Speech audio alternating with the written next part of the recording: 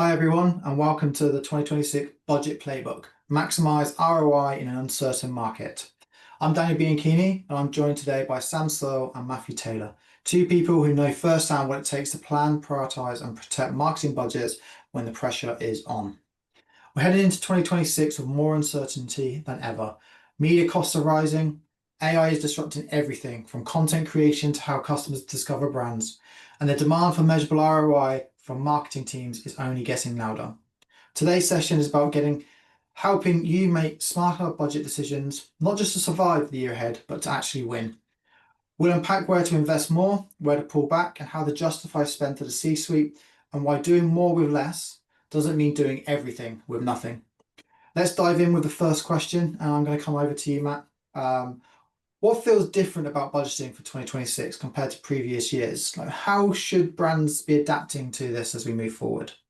I mean, there's definitely some big changes. It's probably the biggest change in the digital marketing landscape ever, I would imagine. So, kind of, you covered a lot of the top areas. So, obviously, there's AI, which is a whole new channel that you kind of obviously there are overlaps with other areas of marketing, kind of SEO and that kind of thing. But realistically, it's a marketing channel in its own right and needs to be treated as such. In combination with that, obviously, if you then start delving into AI, there's things like how you measure and report it. So there's additional reporting tools you might need. So there's kind of budgetary stuff there. And then even just the traditional channels, say things like paid advertising, which I'm sure Sam will come to in a second, but increasing cost per clicks there. There's a lot more competition. There's like essentially the budget that you have if the cost per click goes up isn't going to stretch as far as it once did. There's all sorts of things, even down to kind of how you like just general website measurement as well as kind of more cookie stuff or first party data is becoming more important. It's never been more important to have a really robust CRM system. So there's just lots of different areas. There's either new areas or areas that probably are going to command a bit more spend than they have done previously. And that's probably definitely the biggest changes that are coming from a budgetary constraint, I guess, in the coming year. Obviously, flip side of that, there are some efficiencies you can make. So AI isn't just its channel, they're tools as well. So the ability to kind of create content has never been as cheap as it is now, probably. Yeah. And I guess from the paid side and looking at it from your side, Sam, I mean, how do you see this being different than years gone by? I know that 2025 has been a lot of change and things like that. So, I mean, how do you see this being different? Yeah, so we are seeing even more higher cost per click like increase compared to previous years. So often, especially around this time of the year, I'm getting some clients come to me like, right, we want to reduce budgets, we want to cut things, but I want to keep the KPIs the same. And it's like, well, we're getting less clicks because cost per click's going up. So that's something that I can't imagine changing in as we go into 2026. Like especially some channels like LinkedIn start off a campaign. I'm seeing cost per clicks of 60 pounds, which is ridiculous. So I think we need to be aware of that not all channels are the same. There is big increases in cost per clicks. We're seeing more data loss due to privacy changes as well. So investing in as much as well tracking as you can do, the best tracking you can do is going to be really important to be able to at least track as much as you can to be able to tell that story. And then I think for me, like we need to budget more for testing because things are moving so quickly. If you're not testing, you're going to fall behind. So you need to be having like ideally a set pot just for testing and learning, investing in different ad creatives, images and videos. And you can use AI to help sort of try and reduce those costs there because it is cheaper now to create some images and graphics and videos than it used to be. But you do need to make sure you've got that sort of set aside to be able to use for those areas. And you can't necessarily rely on one channel like you used to. So you've got to think about diversifying as well. So there's a lot of different changes, and it's ideally it'd be great if cost per clicks weren't going up, but they are. So we've got to work with it, and by investing in things like your creatives, your landing pages as well, it's going to help sort of reduce the impact of those higher cost per clicks.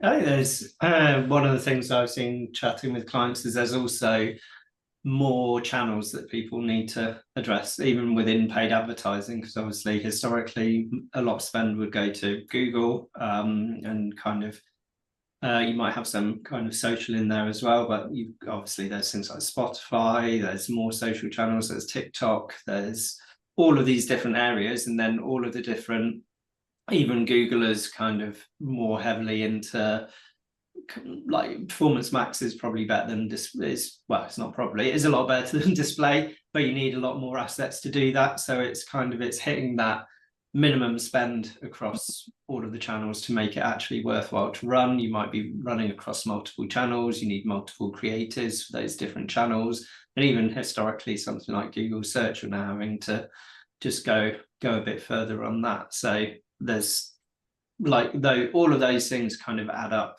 over time, and even just keeping up to date with the resources or with the like qualifications and resources and that kind of stuff, that can put a real burden on internal teams as well. And just touching on that, what will work messaging wise and focus on Google won't necessarily translate onto Meta either, or certain messaging on Meta won't resonate to like the TikTok audience, the Snapchat, the Spotify, the YouTube. So you really got to, in one way, if you're like not got much time, then yes, having what works on Google Performance Max, starting with it, but you really need to look at each channel individually to find out what works best, what type of even like video length, image creative, like messaging focus, sort of what makes you different. It will need to be adapted to each. So you do need to budget that time in as well to be able to test, learn, sort of improve. Because it's not easy, and you can't just go, this works for one, or this channel we've just been focusing on Google search, so we'll just expand it to Performance Max, we'll just expand it to YouTube, we'll just do that. You've got to really think about your audiences, what you're wanting them to do, the different platforms, what their purpose is, to be able to get the best results. And as cost per click's rising, you need to think about making sure every click counts.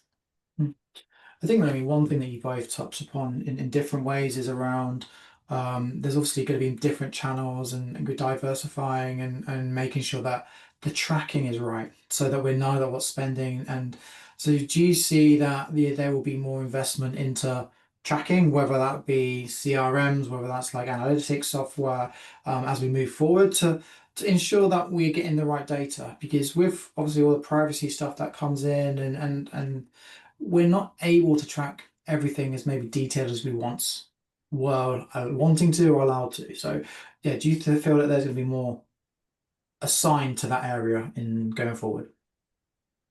Yeah, definitely. Yeah. I mean, realistically, you could back in the day kind of rely just on your Google Analytics largely to kind of track the information that you needed to do. The days of that are long gone. Obviously, Google are reducing the effectiveness of that even before you take into account cookie stuff. And then realistically, for B2B businesses or lead gen businesses, you really need to understand the quality of the quality of the leads that you're getting. So if you're trying to trade off kind of increased cost for cost per click, for example, it's no longer about let's just fill the pipeline with as many MQLs as we can, and potentially low quality MQLs that the sales team are kind of ruling out. You need to understand your data significantly better. It's probably more around the SQLs, SAOs, whatever you want to call them, kind of through to actual wins is where you need to understand, and that's how you offset this increased budget for stuff. And realistically, something like a CRM can pay for itself. by giving you that insight and being able to draw back spend in some areas where it's just not providing quality, and kind of increase spend in others, so you get a much better return on investment from the actual spend that you have, and the kind of the saving in that. So that the CRM shouldn't be a cost, it should be a kind of, it should generate you revenue by giving you the data and the insight that you need, really. Yeah, I mean, one thing that we were talking around in the metrics that matter session is around how you bring all this information, and then you can show that to the C-level suite around, like, this is the channel, this is the attribution, this is the sort of revenue and return on investment. So investing in this and around analytics seems to be the most obvious choice to make sure that whatever we're then investing in from a marketing point of view, we can clearly see that attribution and where that's getting, where you can dial up and dial down maybe. Yeah, I mean, realistically, if you look at the, certainly from an SEO point of view, where, like, realistically, it should have always been tracked as a kind of what revenue are you generating, that kind of thing. But the ability to kind of generate things at the lower end and that impacts your kind of your profit or your revenue at the end of the day, has kind of, that's almost changing year on year, whereas previously you might kind of be able, visibility might be a KPI that might be useful. That kind of went away. Then it was traffic, and that's kind of gone away. Then it's kind of any kind of lead, and that's almost gone away. Now you're really having to focus on actually the quality aspect, and the kind of, you need to be looking at the SQLs, not MQLs, and that kind of thing, and almost the tracking, the free tracking essentially hasn't kept up with that. So there's never going to be a free tracking option that's going to be as effective if you need it for stuff like SQLs, MQLs, and that kind of stuff. So you need to kind of get that data, and to be able to kind of have, as you said, report into the C-suite and go, actually the metrics that matter are X, Y, and Z, and this is how we're performing against those. Yeah, I mean, what you're saying there makes sense, and absolutely, and it sort of leads on into the next question, really. And I'm going to come to you, Sam, on this one. It's about, if we take analytics aside and tracking aside at this point, because we've already sort of indicated that we believe that there should be budget assigned to them.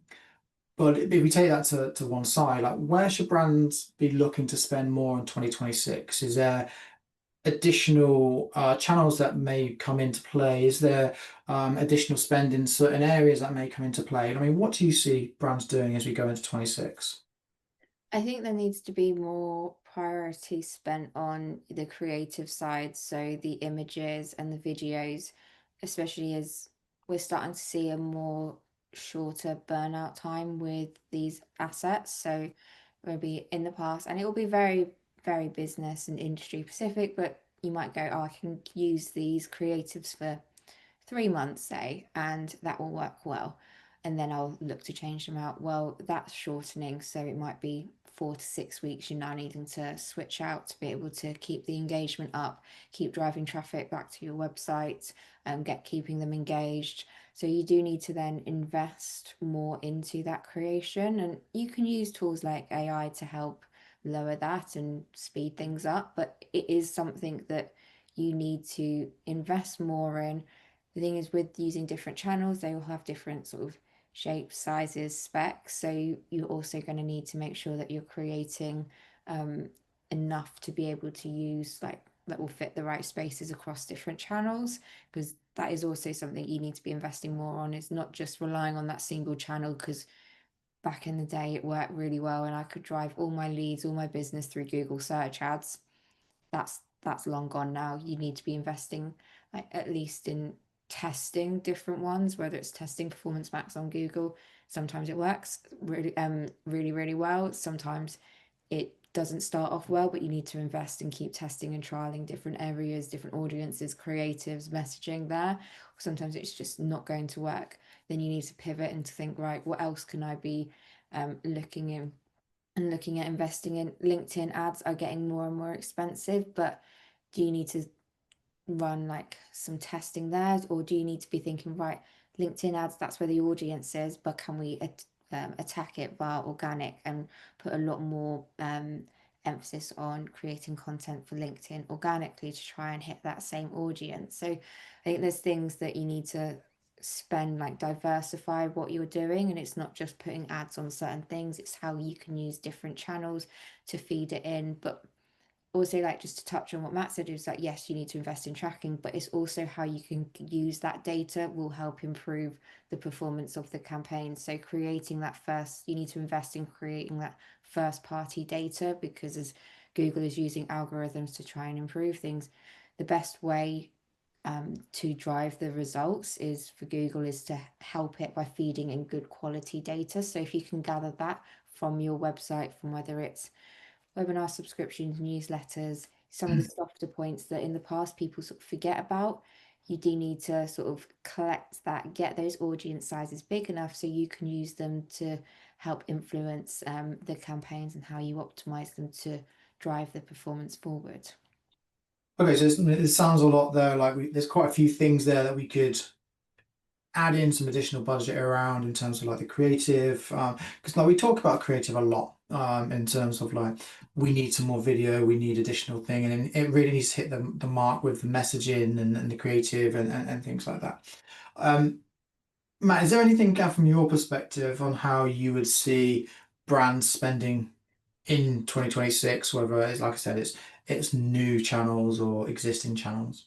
Yeah, there's loads of areas where you could increase spend. You've got to figure out the right ones for you. There's also kind of almost things that are going to impact multi-channel against very individual channels. So, for example, I think a lot of businesses really need to work on their CRO on their website. So, obviously, with less traffic becomes the requirement to drive much better conversion rates. And a lot of people, I think, have neglected conversion rates because it is more maybe of a technical cost. There's not that, by comparison to other areas, I think in-house specialism, a lot of people don't really have that within their kind of their tool set in-house. So I think that's been underinvested in, and that's going to almost be disproportionately like you need to overinvest in it coming into 2026. And that's going to impact across every channel that you work with. Looking at individual channels, obviously from an SEO point of view, you probably look to focus on significantly more resource around the middle and the bottom of the funnel. So a lot more commercial pages, either product or service pages, case studies, comparison pages, use case pages, anything within the middle of the funnel. And even if you are looking at more of a generic content strategy, you would probably, again, move more of your budget on, increase your spend in kind of middle of the funnel, informational content. So very practical about how a service or tool or a product might be used, also kind of relating it directly into an ICP. So I think a lot more needs to go into more personalized content for your ICP as well. And then that kind of rolls into kind of your owned media as well, because obviously we've been talking about the importance of CRM and kind of that sort of stuff. But once you've got that information, and once you've got people in your ecosystem, you also need to invest to get that return. So things like email, kind of how are you using that? How are you getting kind of what guides, social, all of that kind of stuff. What are you going to do with that information that you've now collected? Because just collecting the information is good, but it's still slightly pointless if you don't then do anything with it and start marketing to all of these people. So it's kind of the spend is like, and then I mean that doesn't even include things like I completely forgot, like AI, the GEO kind of, it's literally a new channel. So people are going to, early adopters are going to win within that. Obviously, if you're doing well in SEO, it generally means that you tend to be doing a bit better in GEO as well. But realistically, you do need a strategy that kind of includes that as a channel in its own right, and probably need to assign budget in there, because it's your content creation strategy, yes, needs to cover kind of the organic SEO kind of organic stuff, but it needs to also work for your GEO as well. And just to touch upon the GEO side of things, is do you see this as being a new channel, so therefore new budget, or do you see it as being a new channel with existing budget being sort of split out. And like we've touched upon, both of you, around creative and content creation and stuff like that. And we've talked about in other series around creation of some of this stuff is never been more cheaper to do in Yeah. most cases, right? So a lot I will see coming into 2026 is you're going to have less money, but I want more output. What do you see with like maybe geo as sorry, there's multiple questions here, so I apologize, but geo first, do you see that as a separate budget, new budget, or existing budget? And then secondly, with some of this cheaper output, do you feel that people are expecting to get more for less, or would you expect that to come across the board and go, actually, no, we're going to move that into different channels? I think geo, like essentially there is overlap with SEO. There's no going away from that. It's a lot of good SEO is good geo as well. So I think where there will be required for a specific geo budget would be just making sure the technical aspects of that are taken care of. So things like schema and all of those things that potentially you might have seen as it wasn't cost effective to do it from an SEO point of view. You probably definitely now need to do it from a geo point of view. And there will be, while the content strategy will work across every channel, there will still be requirements for probably a content budget specifically around GEO, because whereas you may no longer need to do as much top of the funnel content, for example, from an SEO point of view, you still need that kind of discussion, and that stage of the funnel is still taking place. It's now just taking place on ChatGPT, for example. So you do need to create the content at the top of the funnel still that fulfills that. And then there's going to be probably things that, again, you may have dismissed from an SEO point of view. So digital PR pieces, for example, or data-led kind of research that you then turn into content. That kind of stuff, again, for GEO is significantly probably more important. And so that might require an additional unique budget. Realistically, you need to kind of, the funnel has changed slightly and people's expectations within the funnel has changed slightly. So you do need to create high value content at the top of the funnel that's probably ungated in order to get them into kind of a more of a modern funnel than previous. So that's going to need its own budget, essentially, and that might take from the budget of SEO, it might take from the budget of email, but they can be kind of reused there. But I think GEO definitely needs its own budget to a certain extent. Probably it might be less than SEO, but there's certainly areas that you almost need a combined content budget as well. Okay. And Sam, do you see any other budgets from your side being moved around, just before I move back to Matt with my next question?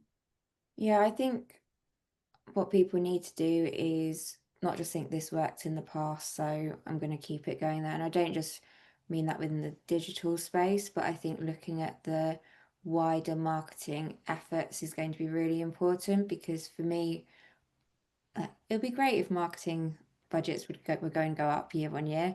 Do I think that's going to happen?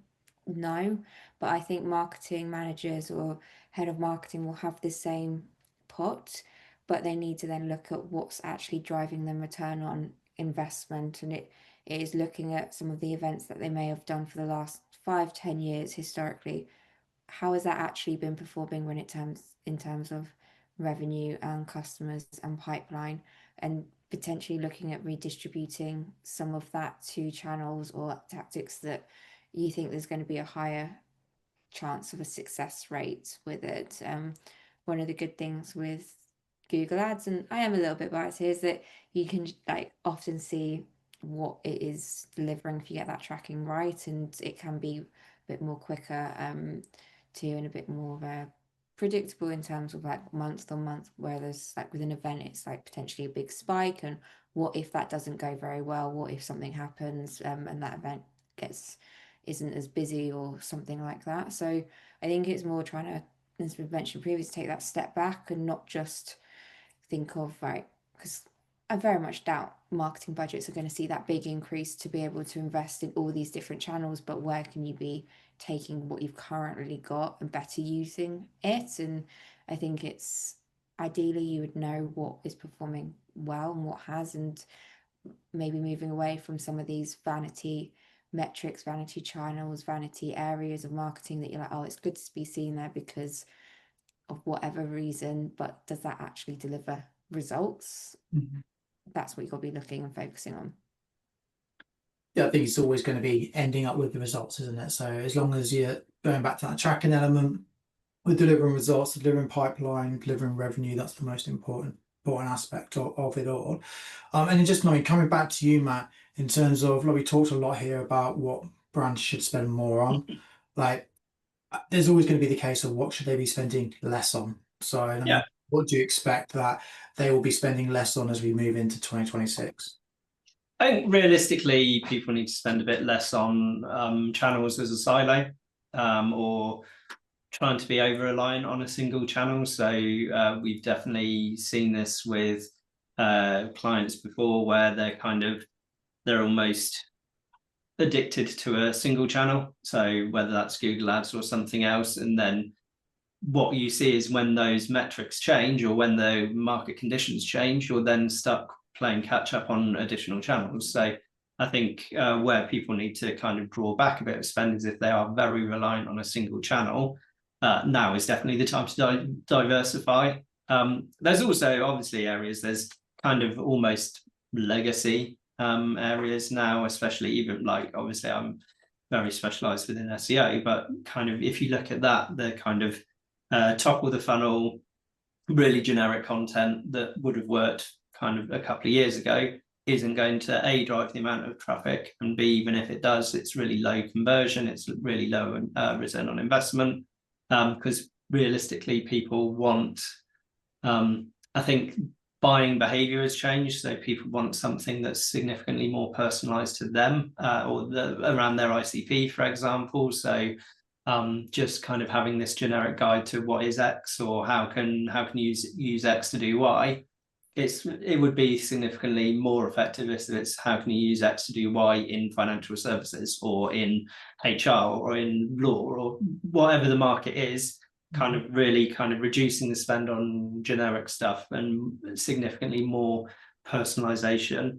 And then definitely, Sam, you mentioned it, just like vanity projects, vanity metrics, those sorts of things. So some of this is going to be educational, I think, for the C-suite. So kind of going, actually, that metric is as a standalone metric is the wrong metric to be tracking, for example. So site traffic is probably, if people are tracking that, and I've seen it a lot within scorecards, is that a metric that you still need to put as much importance on, or is that kind of trying to focus on that metric the wrong thing? Equally, kind of there's Sam, we've discussed recently, where there's been like, here's the campaign, we might have 5 different bits of messaging, and the client's particularly attached to one piece of messaging, even though with the kind of the data illustrates that shouldn't be running because it doesn't drive the returns. Previously, you could probably run that because the cost per click is relatively low. You can kind of try and tweak it, see if it's the right message but the wrong kind of targeting, or the wrong landing page, or whatever it may be. But realistically, that's probably the stuff that we need to be a bit quicker to get rid of than you have done previously. Yeah, absolutely. I think it's just making sure that you're finding those little things and you're just doing the right things and removing that, or basing it on the data that we have. And coming to you, Sam, obviously Matt sort of talked about quite a few different areas there. Is there anything from your perspective that you would add to for brands that they may spend less on as we go into 26?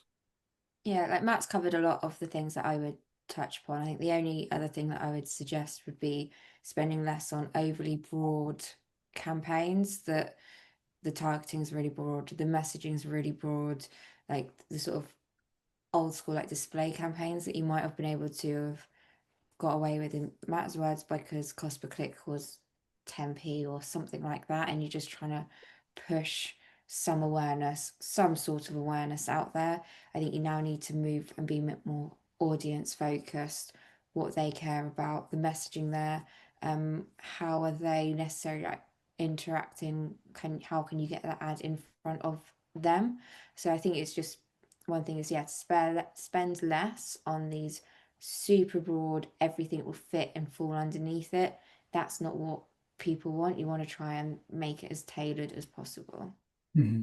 The other thing linked to what Sam's been saying, kind of, and like one of the bits around behaviour is, I think one of the things to spend potentially less on is kind of trying to get people necessarily on a phone call as their first action with you, essentially. So realistically, if you look at the sorts of people who are becoming decision makers, they're the sorts of people who don't necessarily want to jump on a call. They might want to actually just see a product demo. They might want to kind of have something on demand. They might want a webinar rather than a kind of a blog post and that kind of stuff. So it's kind of where to spend more on and where to spend less. You might then look at actually, rather than kind of just doing the kind of trying to get more people into the funnel by filling in a form, it's actually, do you need to get more people filling kind of into your funnel because they've already experienced the product, rather than anything else, because those people will always convert higher if you can do like a, I don't know, free demo, or at least kind of watch, if they can pre-qualify by having watched some demo videos or that kind of thing. That's where you kind of need to spend probably a bit more of budget, rather than trying to get people directly into a salesperson who might be then converting at kind of 2% or whatever, because it's a lot of people who aren't qualified, or they're not at the point where they want to purchase, or they don't even want to jump on a call, basically. Mm-hmm. It's really valuable information that, like, and really insight that you've been given. Is like, what I'm really keen to do is make sure that everything that we're telling people, the audience and stuff like that, is going to help them going forward. So the stuff we're here about reducing on X and Y and trying to spend in bits is really valuable. So thank you very much. I am really conscious of time and obviously the audience that we have with us, but I'm quite keen to jump into 2, maybe 3 questions if we can just hang on for a few more minutes. And Sam, I want to stick with you and come back to you here. Is like, how should marketers handle the do more with less pressures that's definitely going to come in 2026? I think we're already seeing it in 2025. I think it may continue in 2026. How do we deal with those pressures? You got to be cutthroat, ruthless. If something's not working and you've tried multiple things, multiple tests, and something else is working better, end it. Like, stop that campaign, put that budget elsewhere. If it's certain locations, for example, can you then just pivot that into locations that are working better? I think it's just, you need to be a lot more ruthless with how you're optimizing campaigns, because you're correct. A lot of people want the same but for less. So what's driving the best returns? And you need to be prioritizing ad spend, and generally, like, your marketing budget there is and that's why having good conversion tracking throughout will help make those decisions easier. But yeah, you've got to, if it's not working, like, give it a bit of a try to make sure that you've tested certain elements, but at the end of the day, move on from it, put the budget where you're going to see those results. Yeah, being ruthless is going to be one of the #1 things, isn't it, going forward? Matt, is there anything that you would add to that? Yeah, I mean, there's definitely the 80-20 of put 80% of your budget into the 20% of tactics that work. But there's one of the really common things that I think people don't necessarily optimize is how quickly that they test and learn from things. So the beauty of websites is you can change them instantaneously. And sometimes we find that you might want a landing page, but the landing page might take 3 months to implement because it has to go through so many loops and kind of be crafted or something like that. And actually, it then doesn't work. Mm-hmm. So realistically, doing testing at the quickest and easiest and cheapest way that you possibly can will allow you to do more with less, essentially. So if you can use landing page software is really cheap. the ability to then create different versions of landing pages to try different messaging. Just anything like that done is always better than perfect. So if you never launch a test, you'll never know if it actually works effectively. And then there's focus on the stuff that compounds as well. So evergreen content is one of those things that people, it's not exciting. It's not as exciting as kind of some kind of covering breaking news or industry trends or that kind of stuff. But realistically, in a lot of industries, there's probably 80% of content that doesn't really change or need to be changed. So if you can create that,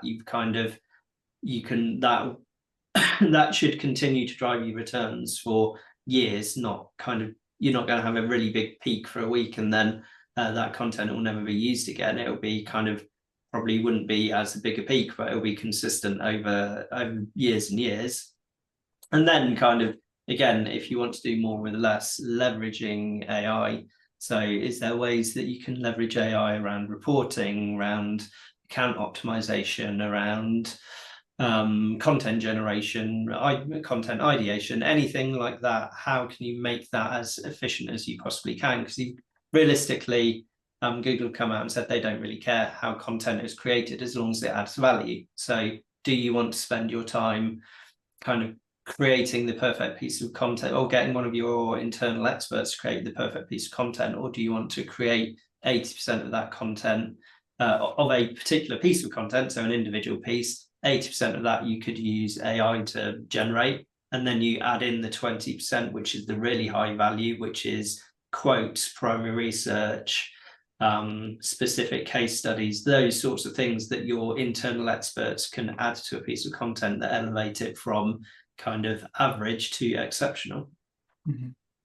Yeah, I mean, it's incredibly valuable when you're talking about the AI specifically at that point, is to do more versus less. I think one more from my point of view to add would be managing expectation as well, and communication with those that are providing that pressure, because you need to communicate and say, okay, we can try and do this, and we're doing this, and we're doing those tests and learns like Sam was talking about, and being ruthless and say we're going to have to cut this, this and this, and we need to then communicate that back up the chain in terms of, we can try and do as much as we can with less, but there are going to be some not consequences, not quite the right word, but removal. We're going to have to be more ruthless in activity. We may need to use more AI in terms of the output, lots of things like that. So I think that's important to consider as well. Yeah, and I think there's some, like, in terms of being ruthless, that you may not necessarily always think about, that like with Google ads or ads in general, it's like, where do you get the best results from, especially B2B businesses? A lot of their high quality leads are during working hours, Monday to Friday. So do you need to be ruthless in the sense that, like, we're not running ads on weekends, we're not running ads in the evenings to get the best results? It's sort of certain like demographics as well. Do you get better performance there? So rather than thinking, oh, I want to be across absolutely everything, like different locations, demographics, time of day, days of the week, focusing on what is going to deliver that best return, and also incorporating AI into that to sort of speed up certain things, take the burden off of bid adjustments and like bidding and all of that sort of side element too. Mm-hmm.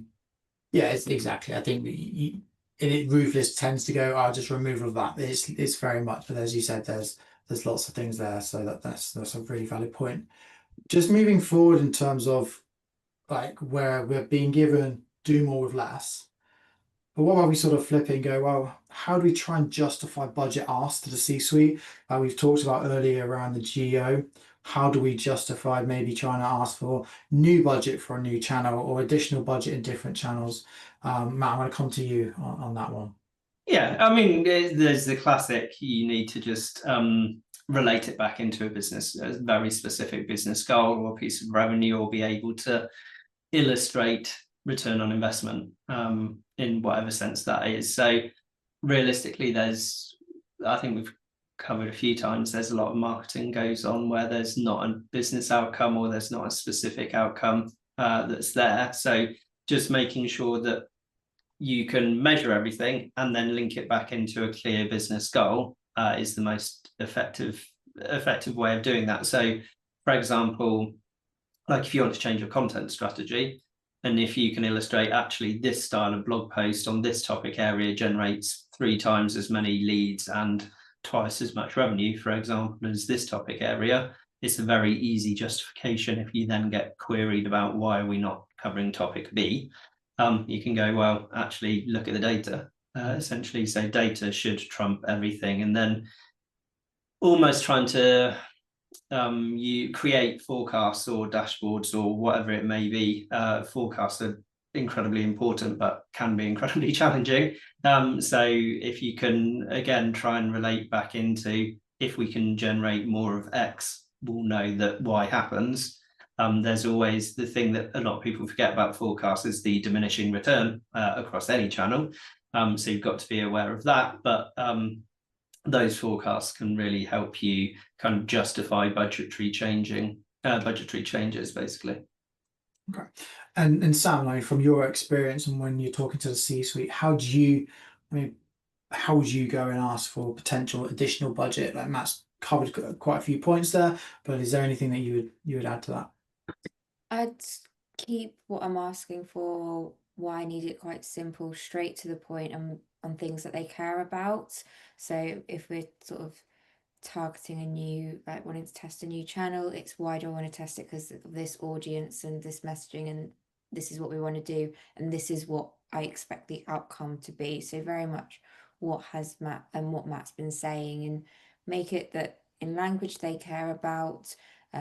Don't sort of fluff it up or try and over exaggerate on certain things. It's best to be honest. This is why we need it. This is what you could expect to do or receive, and sort of build upon it. If you can get any data, any sort of case studies or things like that, why it should help to be able to get it across the line. But I think it's understanding what they care about, what they want to see, then it can be you can utilize that information, whether it's like this country's done really, really well. We're seeing like really high like conversion rates from MQLs to SQLs, which is driving more pipeline and at a better cost. I want to invest more here by doing X and Y. Telling them that story in a simple way that they'll understand it. Don't add too many fluffy metrics in or things that they don't care about, like a click-through rate or a cost per click. At that point, they don't care. They want to know what's going to drive business growth forward. I think the other element that certainly as agencies you need to do is show the return quickly. Basically, there's always going to be elements of any strategy that's long-term, medium-term, and short-term. So if you go all out for the long-term stuff, that's going to take 6 months, a year to show that return on it. Whereas you may have lost a lot of these things were built around trust. So if you can go, actually, we need to, like some of the easier stuff or some of the quicker stuff to do might be addressing conversion rates, for example, and kind of, if you can go, actually, we're going to spend X on updating pages or kind of changing an offer or doing whatever it may be, if you can illustrate that really quickly, then that will help you get that kind of buy-in from kind of senior leaders over, actually, yes, they said that we would get this, we got that kind of thing. And then because a lot of marketing and a lot of managing upwards is being able to hold your nerve and being able to convince people that the approach you're taking is going to happen, and the more credibility you have in the bank by executing some short-term tactical things, that can be really beneficial for the long-term stuff that will work, but it might need more testing, it might need more dev time, it might need something effectively. Mm-hmm. Yeah, absolutely. I think, there's lots of great information there, like from telling the right story to sort of like not having too much information, the forecasting, although obviously be tread carefully with forecasting because it can be dangerous as well. But it's really important that you have the right sort of information when you go to the C-suite and ask for additional budget, because it's not an easy thing to do, but just be prepared, I think, is the overarching message there. Yeah, the one thing I'm forecasting I will do from experience, make sure that the caveats are as obvious as the outcomes, essentially, because people tend to look at the numbers and go, oh, you know, that sounds amazing, and ignore all of the here's the 10 things that these are based on, and it might be that those numbers aren't even achievable until a new product is launched. If that is delayed by 6 months and then people are still expecting what you forecast kind of to happen, that's one of the lessons that I think we can share with people, is make sure that people are fully aware of what they need to execute in order to hit these forecasts. And maybe change the language from forecast to maybe opportunity or something like that, rather than, because I think people take that forecast and, as you said, they just look at that number and go, well, that's it. They haven't worried about anything else. Whereas if you say this is the opportunity that's available to you, if that might be something that can support that. But just, I mean, we've talked a lot today, and I'm really conscious of time, but I'm really keen to ask the next 2 questions. So just bear with me here. Sam, what do you see as the biggest mistake brands will continue to make as they plan for 2026? I think it's not allowing for a test and learn budget, and not having any flexibility in the monthly budgets as well. There's been a lot where things do change and adapt, seasonality happens, whether it's certain like certain things where you're like, right, we need to pull budget forward or pull things back.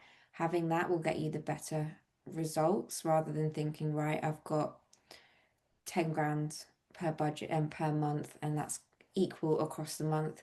Planning it that way, you're not going to get the best results. You do need to have that flexibility to move it, flexibility to change things as well based on recent data. So it might be that, oh, actually we're doing really well, let's try and like drive greater results because that's what we're seeing. Pushing things forward, changing and adapting, because at the moment if it's very strict, it's hard to get the best results forward out there. And having that testing pot separate will help be able to keep sort of an element on that, sort of what's driving the performance, but allow for opportunities to find additional ways to improve it that doesn't necessarily take away from what's currently working well. So I think for me it's the 2 elements. It's allowing to have a testing pot, and that might also mean images as well, rather than just sort of like landing page tests or different types of campaigns, but also not allowing for flexibility month on month and throughout the year. Thank you. And so we've got a couple of ideas there. Matt, anything that you would add to that? Sam's definitely covered some really good stuff. So the one that I would probably go with is don't always chase the shiny new stuff. Obviously, we've spent a lot of time within this series and within this particular webinar discussing kind of AI and how you can use that. So it is a new channel, it is a new set of tools, and it can do a lot of great stuff. But realistically, you've also had a lot of channels that have worked really well for you historically. So I definitely wouldn't kind of get obsessed always with the new kind of shiny stuff.